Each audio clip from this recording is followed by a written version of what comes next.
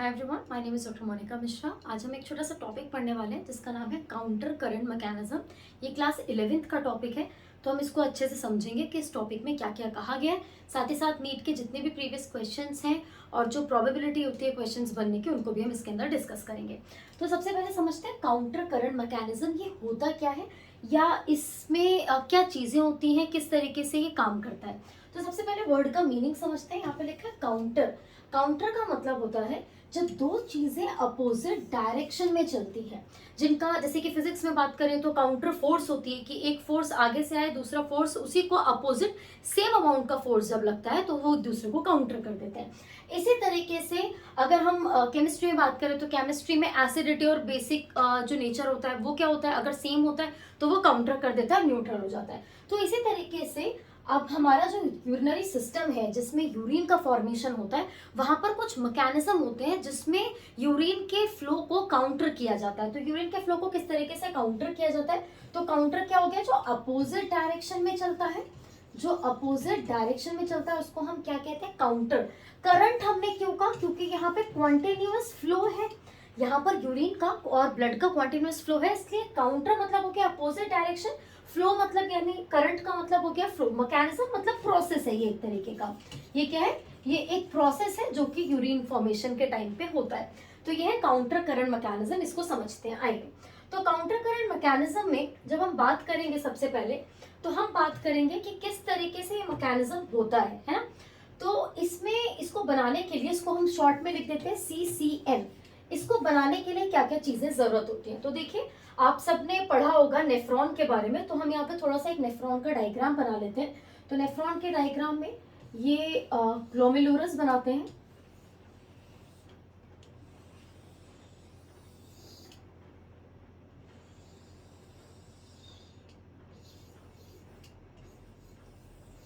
Okay. सो ये हो गया आपका नेफ्रॉन का डायग्राम, है ना। ये क्या है, ये नेफ्रॉन है। अब नेफ्रॉन में ये आप सब जानते हैं क्या है, डबल लेयर्ड वुमेन्स कैप्सूल है ना, वुमेन्स कैप्सूल जिसे हम कहते हैं। यहाँ से क्या आता है, यहाँ से आती है एफरेंट आर्टरियोल। इसको समझ लेते हैं पहले थोड़ा सा, क्या आता है यहाँ से, एफरेंट आर्टरियोल। तो एफरेंट आर्टरियोल का डायमीटर थोड़ा सा ज्यादा होता है, जो कि यहाँ पर वुमेन्स कैप्सूल के पास आके कॉन्व्यूलेट हो जाता है। कॉन्व्यूलेट का मतलब क्या होता है, बहुत सारे, जैसे कि कोई धागा होता है जो आपस में टेंगल्ड हो जाता है, उलझ जाता है, इस तरीके का कॉन्व्यूलेशन यहाँ पर बन जाता है। इस कॉन्व्यूलेशन से पास होती है एफरेंट आर्टरियोल, है ना, जिसका डायमीटर कंपैरेटिवली थोड़ा सा कम होता है इसके। तो ये क्या हो गया, इसकी बात कर लेते हैं, ये हो गया एफरेंट आर्टरियोल, है ना। ये क्या हो गया, एफरेंट आर्टरियोल हो गया, और ये क्या हो गया, इफरेंट आर्टरियोल हो गया, E है ना। ये हो गया एफरेंट आर्टरियोल। तो यहाँ प्रोसेस को हम समझेंगे पहले थोड़ा सा कि यूरिन फॉर्मेशन किस तरीके से हो रहा है, फिर उसके बाद हम कहाँ जाएंगे, उसके बाद हम जाएंगे काउंटर करंट पे, क्योंकि अगर आपको यूरिन फॉर्मेशन नहीं आता होगा तो आपको काउंटर करंट समझने में दिक्कत होगी, है। तो यहाँ पर इसको जोड़ देते हैं ऐसे करके, ठीक है। अब देखते हैं कि यूरिन का फॉर्मेशन हुआ कैसे। तो देखो सबसे पहले एक वर्ड होता है यूरिन, है ना। यहाँ पर हम कुछ वर्ड यूज करेंगे जैसे कि यूरिन, फिल्ट्रेट, ये दोनों अलग अलग वर्ड्स हैं। तो देखो सबसे पहले क्या चीज आती है, सबसे पहले आता है ब्लड। क्या आता है बेटा, ब्लड आता है सबसे पहले। तो जो ब्लड है, ये ब्लड कहाँ से आएगा, ये ब्लड आता है बॉडी से, ऑफ कोर्स बॉडी से ये ब्लड आता है। इस ब्लड में क्या होता है, बहुत सारे प्रोटीन होते हैं, नाइट्रोजनस वेस्ट होते हैं, बहुत सारा मटेरियल होता है। तो एफरेंट आर्टरियोल से सबसे पहले जो एंटर करेगा वो क्या एंटर करेगा, ब्लड। क्या जाएगा, ब्लड। लेकिन ये ब्लड जैसे ही एफरेंट आर्टरियोल से आता है और इस कॉन्वुलेटेड वाले पार्ट पे पहुंचता है, तो क्या होता है, बहुत सारा, देखो अगर हम जैसे कि सपोज मान लीजिए हमारे पास चाय की छलनी है ना, उसमें अगर हम चाय डाल रहे हैं, तो जब हमने चाय डाला छानने के लिए, तो जब हमने चाय डाला तो उसकी पत्ती कहाँ पर इकट्ठी होती है, छलनी में।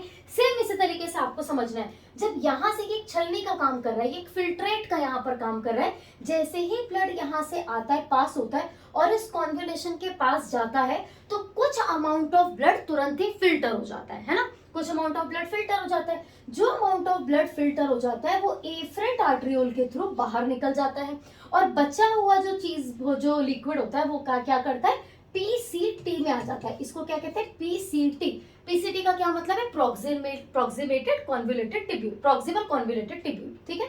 ये क्या है, दिस इज कॉल्ड, अब ये क्योंकि नीचे की तरफ जा रही है, देखिए इस तरीके से नीचे की तरफ जा रही है, तो हम इसको क्या नाम देंगे, डिसेंडिंग। जो चीज नीचे की तरफ जाती है हम उसे क्या बोल देते हैं, डिसेंडिंग लिम्ब। तो ये डिसेंडिंग लिम्ब है। अब डिसेंडिंग लिम्ब किस चीज का है, descending limb of loop of Henle. ये क्या है, ये लूप ऑफ हैनले, यहां से यहां तक जो पूरा ये आपका बन रहा है, this is loop of Henle. तो descending limb of loop of Henle हो गया बेटा, ठीक है, ये हो गया हैनले। अब ये क्या चीज है, ये भाई यहां से क्या जा रहा है, ये हो गया तुम्हारा, ये क्या है, यू पिन। इसको हम क्या लिखते हैं, यू पिन, और हेयर पिन भी बोलते हैं हम इसको, ठीक है।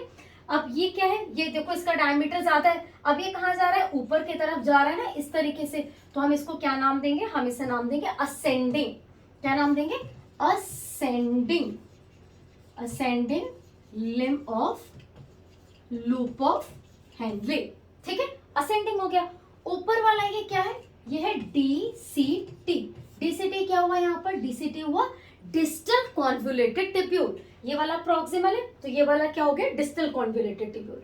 डिस्टल कॉन्वोल्यूटेड टिब्यूल के बाद ये क्या आ गया, ये आ गया कलेक्टिंग डक्ट, है ना। और आप टिब्यूल भी बोल सकते हो उसको, क्या बोल सकते हो, टिब्यूल बोल सकते हो। ये हो गया कलेक्टिंग टिब्यूल।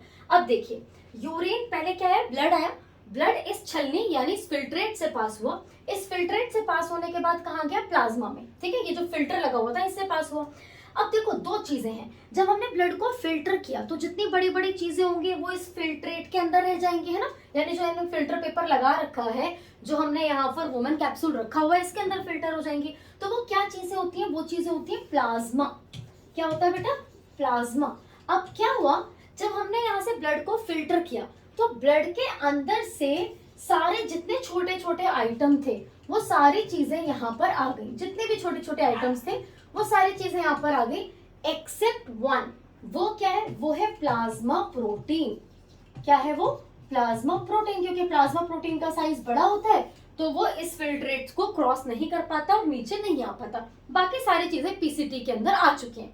अब जब ये पीसीटी के अंदर आई है तो उसके अंदर क्या क्या चीज है जो आया है, तो देख लेते हैं यहाँ पर कि पीसीटी के अंदर क्या क्या चीजें आई हैं। तो पीसीटी के अंदर आया है, पीसीटी के अंदर क्या क्या है, तो पीसीटी के अंदर है बेटा अमाइनो एसिड, अमाइनो एसिड, ठीक है। और क्या है इसके पास, कॉमा लगा देते हैं यहाँ पे, ग्लूकोज है, ठीक है, ये ग्लूकोज हो गया, अमाइनो एसिड हो गया, ग्लूकोज हो गया। और क्या है इसके पास, प्लस नाइट्रोजनस वेस्ट, जितने भी नाइट्रोजनस वेस्ट होते हैं वो सारी चीजें इसके पास है, यानी प्रोडक्ट। प्लस क्या है इसके पास, वाटर, है ना। प्लस क्या है इसके पास, इलेक्ट्रोलाइट, ठीक है। ये सारी चीजें किसके पास है, पीसीटी के पास ऑलरेडी प्रेजेंट है। क्या है ये पीसीटी के पास, फिल्ट्रेट। कहां से आया था, ब्लड से आया। तो जब ब्लड को छाना तो प्लाज्मा ऊपर रह गया, प्लाज्मा प्रोटीन ऊपर रह गया, बाकी सारे फिल्ट्रेट नीचे आ गया।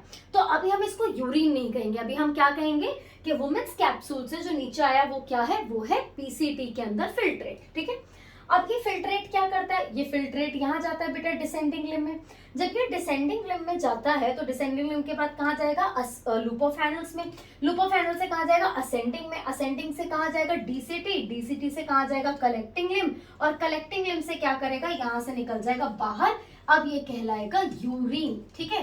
क्या कहलाएगा, यूरिन कहलाएगा। तो इससे पहले हम इसे यूरिन नहीं बोलेंगे, ठीक है। जब तक वो कलेक्टिंग लिम्ब से नहीं निकल जाता टिब्यूल से, तब तक हम उसे यूरिन नहीं बोलेंगे। अच्छा जी, अब हुआ कैसे, यूरिन बना कैसे, तो सबसे पहले यहाँ पर क्या आया, फिल्ट्रेट में। फिल्ट्रेट मतलब बचा हुआ जो पानी था, जो फिल्टर नहीं हो पाया, वो सारा यहाँ पर आ गया। उसके अंदर बहुत सारी चीजें। अब जो हमारी डिसेंडिंग लिम्ब आपको दिख रही है, लूप ऑफ हैनल, ये descending limb of loop of Henle जो है, ये क्या करती है, it is permeable to water. किसके लिए परमिएबल होती है, परमिएबल टू वाटर बेटा। किसके लिए होती है, पानी के लिए। तो यानी ये पानी को बाहर निकालेगी। अभी आप इसको समझेंगे क्योंकि ये काउंटर करंट में समझने में आपको इजी करेगा, है ना। तो यानी क्या करेगा, पानी को बाहर निकालता है इस तरीके से। H2O लिख लें बेटा, परमेएबल टू वाटर, यानी H2O बाहर निकालता है, ठीक है। ऐसे जा रही है असेंडिंग लिम्ब, तो असेंडिंग लिम्ब भी किसी ना किसी चीज के लिए परमेबल होगी। असेंडिंग लिम्ब परमेबल होती है किसके लिए? NaCl के लिए। NaCl मतलब सॉल्ट के लिए, है ना। तो सॉल्ट के लिए परमेबल होती है, यानी क्या बाहर निकाल देगी? NaCl बाहर निकालती है, ठीक है। तो यानी डिसेंडिंग लिम्ब से क्या बाहर निकलेगा? वाटर। असेंडिंग लिम्ब से क्या बाहर निकलता है? NaCl। कलेक्टिंग जो टिब्यूल होता है या जो आपका डक्ट है, ये किसके लिए परमेबल होता है? तो यहाँ पर हम रेड कलर से इसको लिख देते हैं ताकि हाईलाइटेड रहे। ये रहता है यूरिया के लिए, ठीक है। अब यहाँ पर आपको ये बेसिक हमने आपको यूरिन के फॉर्मेशन का आइडिया दिया है, क्योंकि इसको समझने के बाद ही हम काउंटर करंट को समझ पाएंगे। तो यानी आपने दो चीजें यहाँ पर देखी। पहला आपने देखा कि NaCl बहुत अच्छे तरीके से निकल रहा है, दूसरा यहाँ से वाटर निकल रहा है, और लास्ट में क्या निकल रहा है? यूरिया। तो अब हमारा जो टॉपिक है वो टॉपिक है CCM का, यानी काउंटर करंट मैकेनिज्म। सो काउंटर करंट मैकेनिज्म के अंदर दो चीजें रोल प्ले करती हैं जो एनसीईआरटी बहुत क्लियरली कहती है। फर्स्ट इज द NaCl, इसका बहुत बड़ा रोल होता है, ये आपका इंपॉर्टेंट क्वेश्चन है। और इसी के साथ यूरिया। तो कोई आपको पूछेगा कि काउंटर करंट मैकेनिज्म में क्या होता है और कौन सी दो चीजें पार्टिसिपेट करती हैं जो यूरिन को कंसंट्रेट करती हैं। अभी हम समझाएंगे यूरिन कंसंट्रेट कैसे होता है। पहले यूरिन बनना सीखा हमने, अभी हम देखेंगे कि यूरिन कंसंट्रेट और डाइल्यूट का मतलब क्या है। तो यानी CCM में दो चीजें जो मेजर रोल प्ले करती हैं वो आपकी कौन सी होगी? NaCl एंड यूरिया, ठीक है। अब दूसरा क्वेश्चन जो इंपॉर्टेंट है, काउंटर करंट बनाता कौन कौन है? तो देखिए हमने यहाँ पर क्या पढ़ा? हमने यहाँ पर पढ़ा कि भाई ये हो गया वुमेन्स कैप्सूल, ये हो गया PCT, PCT के बाद ये हो गया descending limb, loop of Henle, and then DCT, इस तरीके से DCT, और ये हो गया कलेक्टिंग टिब्यूल, राइट। ये बेसिक है बेटा, बिल्कुल बिल्कुल बेसिक पार्ट है, इसमें किसी को दिक्कत नहीं आनी चाहिए। अब काउंटर करंट, तो एनसीईआरटी क्लियर बोलती है तीन चीजें, याद रखिएगा, इंपॉर्टेंट है। कई बच्चे काउंटर करंट का क्वेश्चन गलत करते हैं, रीजन ये होता है क्योंकि वो अच्छे से पढ़ते नहीं, समझते नहीं कि एनसीईआरटी क्या कह रही है। तो ये क्या है? डिसेंडिंग लिम्ब, ये क्या थी बेटा? Descending limb of loop of Henle's, ठीक है। ये क्या है? Ascending limb of loop of Henle's, ठीक है। दो चीजें हो गई। तो यहाँ पे फ्लो कैसा जा रहा है?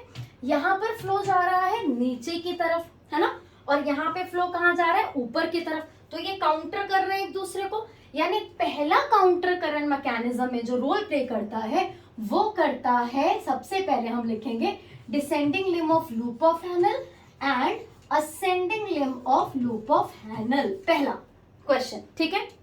दूसरा, और क्या चीज होती है जो इसका रोल प्ले करती है? अगर आपने इस डायग्राम को अच्छे से देखा हो, पढ़ा हो, तो आपने यहाँ पे देखा था कि जब हमने वुमेन्स कैप्सूल की बात की थी तो यहाँ पे एक एफरेंट आर्ट्रियोल आया था और एक आया था आपका कॉन्वोल्यूटेड टिब्यूल, जिससे निकल गया था इफरेंट आर्ट्रियोल। ये जो इफरेंट होता है ये आगे जाके एक ब्लड वेसल में कन्वर्ट हो जाता है बेटा। कुछ इस तरीके के ब्लड वेसल होती है जो इसके साथ ही चलती है, ठीक है, ऐसे बना देते हैं, रेड कलर से देखिएगा, इसके साथ ही चलती है। इसको कहते हैं वासा रेक्टा। क्या बोलते हैं? वासा रेक्टा। अब ये जो वासा रेक्टा है जो इसके साथ चल रही है, इसमें होता है कुछ उल्टा। देखिए अभी डिसेंडिंग लिम्ब में कहा जा रहा है? नीचे, है ना। तो डिसेंडिंग लिम्ब के साथ जो वासा रेक्टा जाएगी ये इसके अपोजिट में चलेगी, यानी क्या हो गई? असेंडिंग लिम्ब ऑफ वासा रेक्टा। तो ये क्या, कौन सा पोर्शन है? This is ascending limb of Vasa रेक्टा, right, this is ascending limb of वासा रेक्टा। अब इसके अपोजिट में कौन सी रेड वाली चल रही है? अगर ये एरो ऊपर की तरफ जा रहा है तो इस टाइम एरो वासा रेक्टा में कहा जाएगा? नीचे की तरफ जाएगा। तो ये क्या हो गया? This is descending limb of वासा रेक्टा हुआ, ठीक है। समझना, अपोजिट में समझना है। सबसे पहले कहा गया कि फर्स्ट वाला पार्ट जो हमने नेफ्रॉन का बनाया ब्लैक कलर से, इसमें एक एरो कहाँ जा रहा है? हमारा नीचे की तरफ जा रहा है, एक एरो ये नीचे की तरफ जा रहा है, और दूसरा एरो कहाँ जा रहा है? हमारा यहाँ ब्लैक में ऊपर की तरफ जा रहा है, ठीक है। इसको थोड़ा सा डार्क कर देते हैं ताकि समझ में इजीली आए। तो ये एक दूसरे के काउंटर बन रहा है, ठीक है जी, एक दूसरे के काउंटर बन रहा है, पहला। दूसरा, ये जो वासा रेक्टा जा रही है ये भी अपोजिट में ही रन कर रही है। कैसे रन कर रही है? देखो, इसके अपोजिट में क्या जा रहा है? ये वाला।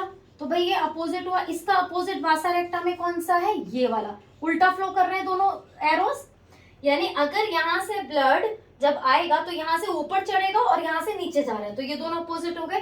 तो सेकेंड ऑप्शन जो आपका काउंटर करंट मैकेनिज्म बनाते हैं वो होते हैं ascending and descending limb of वासा रेक्टा। ठीक है, ये हो गया दूसरा पॉइंट। किस किसने बनाया, दो चीजों में मिलकर बना दिया। अब तीसरी चीज जो काउंटर करंट बनाती है वो कौन सी है बेटा, बहुत इजी है समझना, देखो वो कौन सी है, वो है ये दोनों आपस में। एक तो हो गया सिर्फ नेफ्रॉन ने बनाया, ठीक है, नेफ्रॉन के दोनों असेंडिंग डिसेंडिंग ने बनाया, दूसरा वासा रेक्टा के असेंडिंग डिसेंडिंग, और तीसरा है नेफ्रॉन और वासा रेक्टा के बीच में। तो तीसरा किसने बनाया बेटा, बिटवीन दी, किस किस के बीच में बना, between the nephron and Vasa रेक्टा। Got it. तो काउंटर करंट मैकेनिज्म में जो पार्टिसिपेट करने वाले तीन चीजें हैं जो पार्टिसिपेट करती है, जो काउंटर करंट मैकेनिज्म बनाती है। पहला है descending limb of loop of Henle and ascending Liam of loop of Henle, जो कि आपके नेफ्रॉन का है, ऑफ नेफ्रॉन। ठीक है, इससे समझना आपको इजी रहेगा, ऑफ नेफ्रॉन।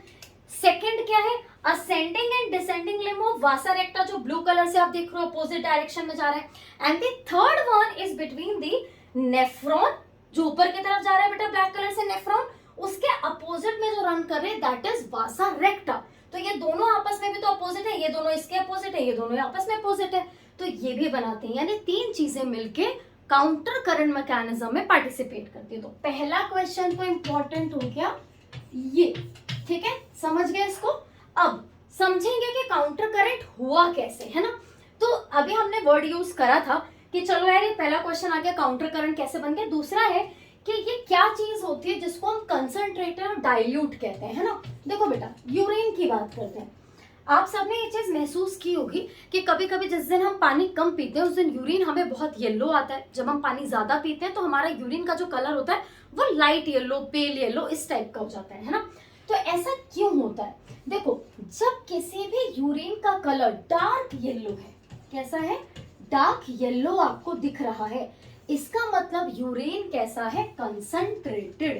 कैसी है यूरिन, कंसंट्रेटेड। ये कंसंट्रेटेड का मतलब क्या होता है मैम, इसका मतलब होता है लेस वाटर, पानी कैसा है, कम है, ठीक है, और बाकी चीजें जो बाहर निकलनी है वो ज्यादा है। दूसरा यूरिन का कलर जो होता है वो कैसा होता है, थोड़ा सा लाइट येलो, है ना, कैसा होता है, लाइट येलो टाइप का होता है। अब ये जो लाइट येलो वाला होता है इस यूरिन को हम कहते हैं डाइल्यूट। क्या कहते हैं, डाइल्यूट। डाइल्यूट में हमेशा जो पानी होता है वो कैसा होता है, मोर वाटर, पानी ज्यादा है, और जो वेस्ट है आप कह सकते हो पानी कैसा है, ज्यादा है, और जो वेस्ट प्रोडक्ट है वो कैसे, कम है। तो ऐसी यूरिन होती है डाइल्यूट। तो हमें कैसे यूरिन प्रोड्यूस करने हैं, हम क्या चाहते हैं, we are mammals and mammals has a tendency or have a tendency to create concentrated urine. हमें कंसंट्रेटेड यूरिन निकालना है। क्यों निकालना है, क्योंकि हम चाहते हैं कि पानी बॉडी के अंदर बचा रहे, वो बाहर ना निकले। अगर हम ज्यादा पानी बाहर निकालेंगे तो और पानी पीना पड़ेगा, है ना। तो इसलिए हम चाहते हैं कि अगर हम कम पानी भी पिए तो भी हमारी बॉडी में sufficient amount of water body के अंदर रहे, और जो जरूरत नहीं है वो अमाउंट ऑफ वाटर बाहर निकल जाए, ठीक है। तो उसके लिए हमें क्या करना पड़ेगा, पानी को बॉडी के अंदर बचाना पड़ेगा, वापस बॉडी के अंदर रीअब्सॉर्ब कराना पड़ेगा। तो हमें बनानी है कंसंट्रेटेड यूरिन, और जितने भी मैमल्स होते हैं इन सब के अंदर कंसंट्रेटेड यूरिन बनता है। कैसे बनता है कंसंट्रेटेड यूरिन, तो कंसंट्रेटेड यूरिन आपका बनता है किसकी मदद से, कंसंट्रेटेड यूरिन बनता है इन तीनों की मदद से। काउंटर करंट मैकेनिज्म में पार्टिसिपेट लेने वाले ये जो तीन चीजें हैं इनसे बनता है। चलिए देखते हैं काउंटर करंट मैकेनिज्म होता कैसे, ठीक है। अब हम यहाँ पर अलग अलग ड्रॉ करेंगे, एक साइड पे नेफ्रॉन ड्रॉ करेंगे और एक साइड पे वासा रेक्टा ड्रॉ करेंगे। तो यहाँ पर अभी ये देखिए जितनी भी आपकी नेफ्रॉन्स होती हैं, दो तरीके के नेफ्रॉन्स बॉडी के अंदर पाई जाती हैं। एक होती है कॉर्टिकल नेफ्रॉन्स और दूसरी होती है जक्स्ट्रामेडुलरी नेफ्रॉन।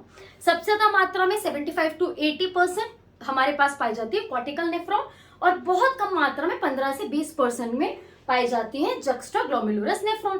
तो जो हम बात करने वाले हैं कि जक्स्टाग्लोमेरुलस नेफ्रॉन की बात करने वाले हैं, क्यों? क्योंकि इनका लूप ऑफ हैनल्स लंबा होता है और जितना लूप ऑफ हैनल लंबा होगा उतना ही ज्यादा कंसंट्रेटेड यूरिन बनाने में हमें मदद मिलेगी। कैसे? इसका जवाब आपको यहाँ पर मिलेगा। तो जो मैंने लाइन खींची है इसमें ऊपर वाला पोर्शन होता है कॉर्टेक्स, ठीक है। कॉर्टेक्स हमेशा वो पार्ट होता है, कॉर्टेक्स हमेशा वो पार्ट होता है जो ऊपर की तरफ होता है, डार्क पार्ट होता है। अगर आपने किडनी में भी देखा होगा तो एक कॉर्टेक्स होता है और दूसरा होता है मेड्यूला। क्या होता है? मेडुला।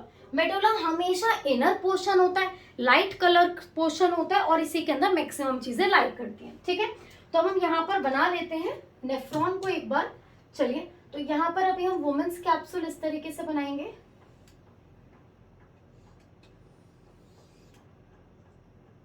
देखिए अभी हम यहाँ पे वासा रेक्टा वगैरह ज्यादा नहीं बनाना है तो हम उस पर ज्यादा फोकस नहीं करेंगे।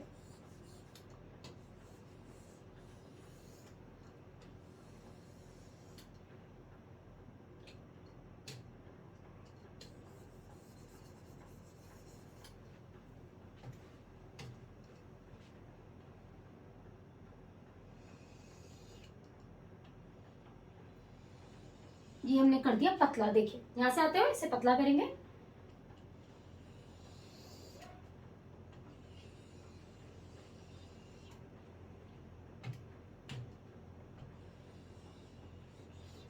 अब क्योंकि हम असेंडिंग लिम्ब की तरफ जा रहे हैं तो now we need to increase the diameter. हम डायमीटर को इंक्रीज करेंगे, ठीक है। असेंडिंग लिम्ब का डायमीटर ज्यादा होता है। ऊपर जाएंगे बेटा, डीसीटी बनाएंगे, ठीक है। और यहां से ले आएंगे कलेक्टिंग टिब्यूल, ठीक है। इस तरीके से आगे आपकी कलेक्टिंग टिब्यूल। ये क्या है? नेफ्रॉन है। कई जगह पे थोड़ा सा ब्रेकेज है, वो सेंसिटिविटी के कारण है। तो ये हो गया, ठीक है। ये कॉर्टेक्स में ये पीसीटी ऊपर की तरफ ही रहेगा। आप इसको ऐसा कर लीजिए ताकि कंफ्यूजन ना हो, इसलिए इसको इरेज कर देते हैं इस पर्टिकुलर पार्ट को। और यहां से हम देखो भाई कंफ्यूजन नहीं होना चाहिए ना, तो इसलिए हम क्या करेंगे, यहाँ पे थोड़ा सा नीचे की तरफ इस लाइन को लगा देते हैं, ठीक है, ताकि किसी को कंफ्यूजन ना हो। चलो जी, ठीक है, इतना ठीक है। आगे बढ़ते हैं। तो ये हो गया भाई कॉर्टेक्स, ये हो गया मेडुला, है ना। दोनों पोर्शन हो गए। कौन सी नेफ्रॉन है? जक्स्टामेडुलरी नेफ्रॉन है। अब देखो यहाँ पर एक मीनिंग है, एक वर्ड है जो बार बार यूज किया गया, दैट इज ऑस्मोलैरिटी, ठीक है। अब ये ऑस्मोलैरिटी होती क्या है? ऑस्मोलैरिटी हमेशा पानी की होती है, पहले तो वाटर की होती है। अब वाटर की कैसे होती है? किसी भी जगह पे कितना पानी है उस चीज को ऑस्मोलैरिटी बोलते हैं। Let's take an example. अच्छा, वासा रेक्टा भी है यहाँ पर, तो एक बार वासा रेक्टा भी ड्रॉ कर लेते हैं ब्लू कलर से। सिंपल ट्यूब लाइक स्ट्रक्चर है ये, इसमें कुछ भी आपको ऐसा नहीं बनाना है बस, ठीक है। इस तरीके से ये होगी वासा रेक्टा। अब जब कॉर्टेक्स से, अब ऊपर से आएगा बेटा पानी, कहाँ से आएगा समझते हैं इसको। पहले ब्लड आया, कहाँ से आया? एफ्रेंट, ए वाला, ठीक है, एफ्रेंट आर्ट्रियोल से आया। एफ्रेंट आर्ट्रियोल से आया, ठीक है। कहाँ गया? कॉन्वोल्यूशंस में गया और यहां से कहाँ चला गया? ईफ्रेंट के पास। ईफ्रेंट ही आगे जाके वासा रेक्टा में कन्वर्ट हो जाएगा, ई ए, ठीक है, ई ए। अब देखो यहां से ब्लड आया, ब्लड भाई जो अच्छा ब्लड था, जो जैसे हम क्या करते हैं, सपोज मान लीजिए कि मैंने आपको कोई जूस बनाने के लिए बोला, उस जूस को आपने पहली बार में फिल्टर किया। पहली बार में फिल्टर करने के बाद अभी भी पल्प जूस के अंदर जो फिल्ट्रेट निकाला आपने, जो ग्लास के अंदर जूस निकला उसके अंदर पल्प रह गया, तो आप क्या करोगे? वापस से फिल्टर करोगे। बस ये वही है, वो जो जूस तुमने ग्लास में निकाला जिसके अंदर पल्प रह गया है, वही सेम चीज है। जब हमने पानी, जब ब्लड इसके अंदर डाला तो काफी ब्लड तो फिल्टर हो गया, जो अच्छा था वो तो बाहर निकल गया, लेकिन अभी भी कुछ पानी ऐसा बचा हुआ था जिसके अंदर पल्प था, यानी नाइट्रोजनस बेस थे, अमाइनो एसिड थे, ग्लूकोज थे, ये सारी चीजें थी, वो सब यहाँ पर है, ठीक है। यानी ऊपर पानी की मात्रा में कोई कमी नहीं है, तो ऊपर पीसीटी में इसकी ऑस्मोलैरिटी कितनी है? 300 ऑस्मो पर मोल, ठीक है। 300 ऑस्मोलैरिटी कितनी है? 300, यानी पानी बहुत सही मात्रा में है और सॉल्ट बहुत कम है। पानी बहुत ज्यादा है, 300 का मतलब यहाँ पे क्या है कि पानी बहुत ज्यादा है और ऑस्मोलैरिटी जो है वो 300 है, सॉल्ट बहुत कम है। लेकिन जैसे ही हम इस फिल्ट्रेट को लेके नीचे आते हैं डिसेंडिंग लिम्ब के पास, तो यहाँ हो गया डायमीटर कम। अब जहां डायमीटर कम होता है, फिजिक्स का सिंपल सा रूल है जहां पर डायमीटर कम वहां प्रेशर ज्यादा, तो यहाँ डायमीटर कम और प्रेशर ज्यादा हो गया। तो अब यहाँ पर क्या हो गया, यहाँ पर हो गया है डायमीटर कम। तो फिजिक्स का सिंपल सा रूल है कि जहां पर डायमीटर कम होता है वहां पे प्रेशर ज्यादा होता है, तो यहाँ प्रेशर ज्यादा लगेगा, पहली कंडीशन। दूसरी कंडीशन, यहाँ पर ये क्या है, ये है परमिएबल टू वाटर। तो परमिएबल टू वाटर का क्या मतलब है, पानी को बाहर निकालने की क्षमता। ये यहाँ से पानी को निकालेगा बाहर, ठीक है। H2O कहाँ से निकलेगा, यहाँ से निकल जाएगा बाहर। अब ये जितना भी व्हाइट पोर्शन आपको दिख रहा है, ये व्हाइट पोर्शन कहलाता है, येलो कलर से बनाते हैं, this white portion is called interstitium, ठीक है। मेडुलरी इंटरस्टिशियम कहते हैं इसको, जितना भी आपको यहाँ पर ये व्हाइट पोर्शन दिख रहा है। मतलब आप ये समझिए, हमारी बॉडी, नेफ्रॉन के अलावा जो हमारी बॉडी का पार्ट है वो है मेडुलरी इंटरस्टिशियम। अब इस मेडुलरी इंटरस्टिशियम के अंदर क्या होगा, पानी की मात्रा बढ़ गई, ठीक है। यहाँ पे क्या हुआ, पानी की मात्रा बढ़ गई। क्यों, क्योंकि एक तो भैया डायमीटर कम था और दूसरा क्या हुआ, ये इम्परमेबल था, तो पानी यहाँ पर क्या हुआ, बाहर आ गया, ठीक है। अब जैसे पानी बाहर आया तो यहाँ पर ऑस्मोलैरिटी कितनी थी, पीसीटी में 300। अब पानी बाहर निकल गया तो सॉल्ट ज्यादा हो गया, पानी हो गया कम। तो जैसे ही सॉल्ट ज्यादा हुआ और पानी कम हुआ, ऑस्मोलैरिटी धीरे धीरे बढ़ने लगी। तो पहले कितनी हो गई, 400, ठीक है, कितनी हो गई 400, फिर कितनी हो गई धीरे धीरे 600, फिर कितनी हो गई 900, और लूप ऑफ फैनल यानी यू पिन तक पहुंचते पहुंचते कितनी हो गई 1200, कितनी हो गई 1200, ठीक है। क्यों हुई 1200 समझना है, ऑस्मोलैरिटी में ये नंबर क्यों बढ़ रहा है, क्योंकि पानी निकल गया, पानी जितना था वो तो निकल गया, उसके अंदर जो डिसॉल्व सॉल्ट्स थे वो सॉल्ट्स रह गए, तो डिसॉल्व सॉल्ट्स भी अंदर रह गए और पानी निकल गया बाहर। अब ये सॉल्ट कहाँ पहुंचे, धीरे धीरे धीरे धीरे धीरे धीरे पहुंचे यहाँ पे। अब जैसे ही ये असेंडिंग लिम्ब के पास पहुंचे, असेंडिंग लिम्ब तो परमिएबल होती है किसके लिए, सॉल्ट के लिए, पानी के लिए नहीं, पानी के लिए इम्परमिएबल है, तो पानी को बाहर नहीं जाने देगी, पानी को रखेगी अंदर। H2O कहाँ रहेगा, अंदर, लेकिन किस चीज को बाहर भेजेगी, NaCl को। किसको बाहर भेजा, NaCl, NaCl, सॉल्ट निकल गया। अब देखो, इतना जब सॉल्ट निकलेगा और पानी अंदर रहेगा तो ऑस्मोलैरिटी फिर से चेंज होगी, क्योंकि पहले क्या होता, पानी निकल रहा था, सॉल्ट ज्यादा थे, अब सॉल्ट निकल रहा है तो पानी ऑटोमेटिकली ज्यादा हो गया है ना, क्योंकि सॉल्ट सारे निकल गए। तो 1200 से वापस से ऑस्मोलैरिटी कितनी हो गई, वापस से ऑस्मोलैरिटी हो गई 900 हो गई यहाँ पे, ठीक है। फिर से यहाँ पर गए, कितनी हो गई 600 हो गई, किसमें, मेडुलरी इंटरस्टिशियम में, क्योंकि ये जितना भी सॉल्ट और पानी निकला है कहाँ गया, ये मेडुलरी इंटरस्टिशियम में गया, यानी बॉडी के अंदर गया। तो फिर से ऑस्मोलैरिटी कितनी हो गई 600, फिर से कितनी हो गई 400, और उसके बाद तो भैया आ गया डीसीटी। अब डीसीटी तो बहुत ही कमाल की चीज होती है, यहाँ तक आते आते वापस से 300 हो जाएगी ऑस्मोलैरिटी। क्यों, क्योंकि डीसीटी पे काम करता है ADH और एल्डोस्टेरोन। कौन काम करता है, एल्डोस्टेरोन, ये काम करते हैं डीसीटी पे। तो इनका तो काम ही होता है पानी को एब्जॉर्ब करना बॉडी के अंदर। अब जैसे ही ADH और एल्डोस्टेरोन आएगा, ये क्या करेंगे कि पानी, जितना पानी अभी इसके अंदर जा रहा था, जो वेस्ट होने वाला था, बॉडी से बाहर निकलने वाला था, उस पानी को ये फिर से बॉडी के अंदर छोड़ देंगे। कहाँ छोड़ देंगे बेटा, बॉडी के अंदर छोड़ देंगे। तो जब ये बॉडी के अंदर छोड़ेंगे तो क्या होगा, NaCl फिर से आ गया इंटरस्टिशियम में, और आ गया NaCl, कंसेंट्रेशन NaCl का बढ़ता जा रहा है। और ये क्या करेंगे, वाटर भी छोड़ेंगे, भाई पानी भी छोड़ेंगे, ठीक है, क्योंकि सॉल्ट के पास पावर होती है कि वाटर को एब्जॉर्ब कर सकता है। तो पानी भी छोड़ दिया, सॉल्ट भी छोड़ दिया, दोनों छोड़ दिए, दोनों की मात्रा बढ़ गई, यानी सॉल्ट की मात्रा बहुत ज्यादा हो गई। अब जो बचा वो कहाँ गया, वो गया कलेक्टिंग टिब्यूल में। अब जैसे ही कलेक्टिंग टिब्यूल के पास पहुंचा तो ये फाइनल मैकेनिज्म था, यहाँ पर ये चेक कर रहा था कि यार क्या चीजें जानी है, क्या चीजें नहीं जानी है। तो इसने देखा कि यूरिया जो है वो जाने वाला है, बाहर निकलने वाला है, तो इसने कहा हम ये अफोर्ड नहीं कर सकते कि यूरिया बाहर निकले, इसेंशियल है ना, तो हम ये चाहते हैं कि यूरिया वापस से अंदर जाए। So by the process of diffusion, this is very important, note it down, urea जो है वो कहाँ आ जाएगा, मेडुलरी इंटरस्टिशियम में आ जाएगा। कौन से प्रोसेस से आएगा, डिफ्यूजन से आएगा। किससे आएगा, डिफ्यूजन से आएगा। बहुत इंपॉर्टेंट है।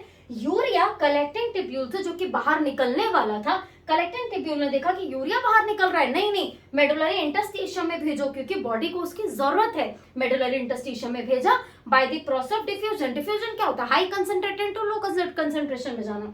तो हाई कंसंट्रेशन से कहां आ गया, लो कंसंट्रेशन, यानी कलेक्टिंग टिब्यूल में हाई कंसंट्रेशन था, वहां से आ गया लो के पास, यानी मेडुलरी इंटरस्टिशियम में।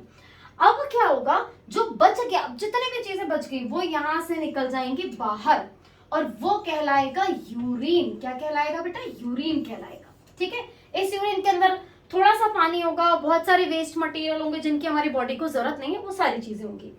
अब लेकिन ये सब जब सारी ऑस्मोलैरिटी और सारी चीजें चल रही थी, तो इस बीच हमने क्या देखा कि यार यहाँ पर यूरिया और NaCl बहुत ज्यादा हो गए। अब जब यूरिया और NaCl ज्यादा हो जाएंगे मेडुलरी इंटरस्टिशियम में, तो वासा रेक्टा के पास क्या है, वासा रेक्टा के पास है ब्लड, क्योंकि किसका पार्ट है, इफ्रेंट का पार्ट है। तो इफ्रेंट का पार्ट है, इसलिए इसके पास क्या है, इसके पास है, देखो इसका एक अलग पार्ट है कि इफ्रेंट में जब ये नीचे आएगा तो कौन सा पार्ट पेरिट्यूबुलर कैपिलरीज बनता है और कौन सा पार्ट वासा रेक्टा कहलाता है, ये एक अलग टॉपिक है। ये एनाटॉमी में जब किडनी की एनाटॉमी पढ़ते हैं नेफ्रॉन की, तब पढ़ाते हैं। ठीक है, तो फिलहाल हम इस पे फोकस करेंगे। तो यहाँ पे ये है वासा रेक्टा। अब ये वासा रेक्टा, क्योंकि इसको काउंटर करना है, भैया इतना मेडुलरी इंटरस्टिशियम में जो है, इसको मेडुला में तो नहीं छोड़ सकते, बॉडी में पहुंचाना पड़ेगा, है ना, रीनल वेन के थ्रू। तो यहां से हम क्या करेंगे, जितना भी यहाँ पर आपको NaCl दिख रहा है, दिस NaCl, ये क्या है, असेंडिंग लिम्ब, तो इसका अपोजिट कौन काम करेगा, डिसेंडिंग लिम्ब। ये सारा इस डिसेंडिंग लिम्ब के द्वारा एब्सॉर्ब कर लिया जाता है। ठीक है, जो बच जाता है bye the process of active transport, किसके द्वारा जा रहा है NaCl, एक्टिव ट्रांसपोर्ट, बहुत इंपॉर्टेंट है, नोटेड डाउन, एक्टिव ट्रांसपोर्ट के द्वारा। ठीक है, ये कई लोग आपको नहीं बताएंगे, बड़ी इंपॉर्टेंट है, इसको याद रखिएगा। NaCl गया एक्टिव ट्रांसपोर्ट, क्यों गया एक्टिव ट्रांसपोर्ट से, क्योंकि भैया थोड़ा ही जाएगा, तो जब थोड़ा जाता है लेस कंसंट्रेशन में जाएगा तो उसको ज्यादा रिक्वायरमेंट होगी एनर्जी की। ठीक है, NaCl यहाँ पहुंच गया। अब यहाँ से देख रहे हैं कि भैया इसके अपोजिट कौन आ गया, NaCl। अब थोड़ा सा NaCl जब यहाँ पे जाता रहेगा तो ये देखेगा, अच्छा फिर से ऑस्मोलैरिटी उतनी है, तो पहले इसकी ऑस्मोलैरिटी कितनी थी, 300। अब क्योंकि सॉल्ट बाहर अंदर आ गया है पानी के अंदर, तो पानी बाहर निकलेगा, हमेशा अपोजिट होता है, तो यहाँ से निकलता है वाटर।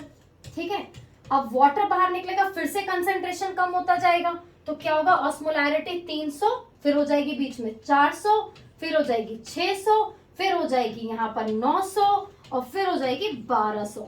अब जैसे ये 1200 ऑस्मोलैरिटी हुई, क्योंकि सॉल्ट यहाँ पर आ गया था, तो अब यहाँ से धीरे धीरे सॉल्ट को बाहर निकालना पड़ेगा। तो जैसे ये अपोजिट में जाएगा, यहाँ से NaCl बाहर निकल जाएगा। जब NaCl बाहर निकलेगा तो ऑब्वियस सी बात है वाटर अंदर आएगा, है ना, अपोजिट में काम कर रहे हैं क्योंकि। अब जब वाटर अंदर आएगा तो ऑस्मोलैरिटी फिर से कितनी हो जाएगी, अभी तो यहाँ पानी बहुत कम है, 1200 है ना, पानी बहुत कम है, सॉल्ट ज्यादा है, फिर से पानी ज्यादा हो गया क्योंकि अंदर आ रहा है ना, पानी ज्यादा हो गया, तो 900 हो गया, 600 हो गया ऑस्मोलैरिटी, 400 हो गई, यहाँ पर हो गई 300। अब इस वासा रेक्टा से कनेक्टेड है रीनल वेन। क्या कनेक्टेड है, renal vein. This renal vein, ये क्या करेगी बेटा, वेन क्या करती है, डीऑक्सीजनेटेड ब्लड कैरी करती है ना, तो यहाँ पर ये जितना भी गंदी चीजें होंगी उसको ड्रेनेज के लिए दे देगी कि भाई जाओ जाके आप ड्रेन कर लो। ठीक है बेटा, क्योंकि हमारे जो लंग्स होते हैं, हमारा जो हार्ट होता है और हमारी जो किडनी होती है, ये एक साथ काम करते हैं, सब आपस में कनेक्टेड होते हैं, तो सबको कुछ कुछ पास फिल्टर करने के लिए दिया जाता है। तो यहाँ पे आपने क्या देखा, आपने देखा कि एक दूसरे के अपोजिट में काम कर रहे हैं। अब वाटर कैसे निकलेगा मैम, ये तो आपने बता दिया कि NaCl के एक्टिव ट्रांसपोर्ट से, यूरिया के डिफ्यूजन से। वाटर कैसे जाएगा, वाटर जाएगा पैसिव ट्रांसपोर्ट से। किससे जाएगा, पैसिव ट्रांसपोर्ट से जाएगा, मदद लगेगी बेटा इसको, पैसिव है, अपने आप नहीं कर पाएगा, इसको मदद की जरूरत पड़ेगी। ठीक है, तो वाटर निकल जाएगा पैसिव ट्रांसपोर्ट के थ्रू। इससे हुआ क्या, इससे ये हुआ कि जिन चीजों की जरूरत थी वो चीजें भी बॉडी के अंदर लेके रह गई। जैसे कि NaCl, अगर हम कभी नमक नहीं खाते तो हमें बहुत ही गिडीनेस होती है, बहुत ही ज्यादा कमजोरी महसूस होती है, और हमारे लिए इलेक्ट्रोलाइट के तरीके से काम करते हैं ना, तो NaCl और यूरिया बॉडी में आया, बॉडी के द्वारा किसने एब्जॉर्ब किया, वासा रेक्टा ने एब्जॉर्ब किया, ये वासा रेक्टा यहाँ से रीनल वेन को दे देगा। तो अब क्या होगा, बॉडी के अंदर बिल्कुल प्रॉपर सब कुछ चलता रहेगा, हमें बिल्कुल भी लॉस नहीं होगा किसी भी तरीके के इलेक्ट्रोलाइट का, यूरिया का, वाटर का, और कम से कम अमाउंट हमारा कहाँ निकलेगा, पानी यूरिन में निकलेगा। तो हम कहेंगे हमारा यूरिन कैसा बन गया, कंसंट्रेटेड यूरिन बन गया। ठीक है, तो ये कंसंट्रेटेड यूरिन जो है ये ह्यूमंस को हेल्प करता है, वाटर को रिटेन करने में, बॉडी के अंदर पकड़ के रखने में मदद करता है। होप सो आपको वीडियो अच्छी लगी होगी। Thank you so much.